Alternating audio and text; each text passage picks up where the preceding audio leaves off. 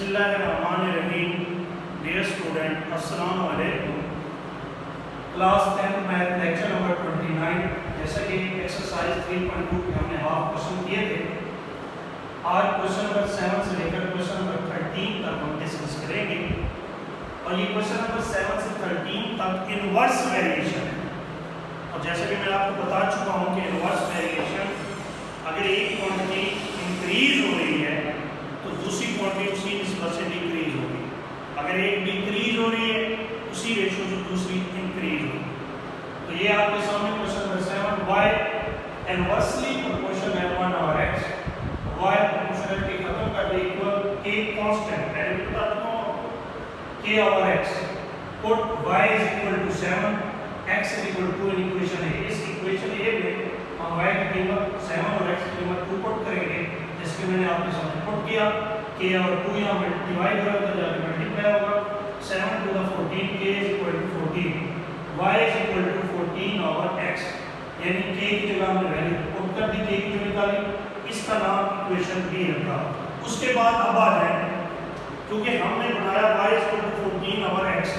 अब x की कीमत हमें 126 दी गई है, हम इन इक्वेशन बी में पुट करेंगे।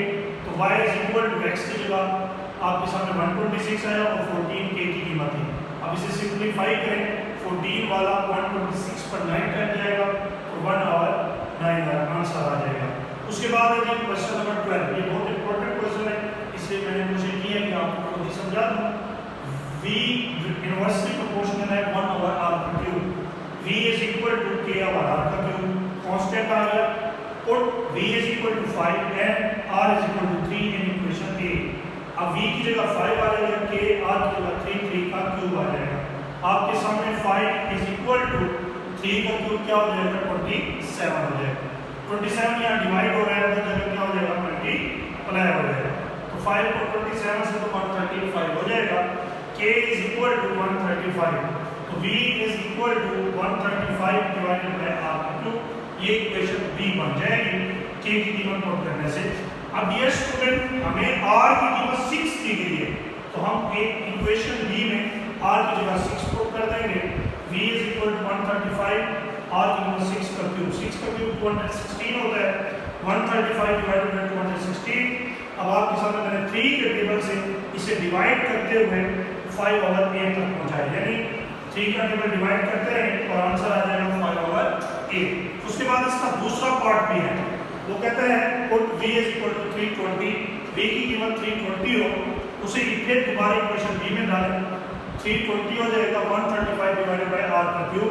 हमें क्योंकि r चाहिए, अब r को इस साइड पे ले गए और 320 को डिवाइड कर दें। r का cube is equal to 135 divided by 320। 3 वाला टेबल नहीं जा रहा तो 5 वाले टेबल से डिवाइड किया, 27 64, 27 और 64, 27 3 का क्यूब हो जाएगा, 64 4 का क्यूब हो जाएगा। इन दोनों का इकट्ठा क्यूब लें, taking the cube roots on both side. उधर भी क्यूब रूट लें, आपके सामने 3 से 3 कैंसिल, ये भी 3 से 3 cancel, r is equal to 3 over 4।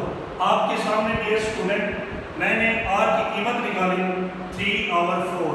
जैसा कि आपको मालूम है, इस क्वेश्चंस को यानी इनवर्स वेरिएशन को सॉल्व करने का ये तरीका था। और मैं उम्मीद करता हूँ कि आप ये तमाम क्वेश्चन जो मैंने अभी 2 मैंने करवाए हैं, बाकी 3 या 4 सवाल बाकी हैं, 5 हो, वो आपने इसी इनवर्स वेरिएशन के थ्रू करना है। और ये भी याद रखना है डियर स्टूडेंट, इनवर्स वेरिएशन के क्वेश्चन अच्छे तरीके से करके अक्सर पेपर में आ जाता है, और इसे नीड रजिस्टर पे क्या करना है डियर स्टूडेंट, सॉल्व करना है।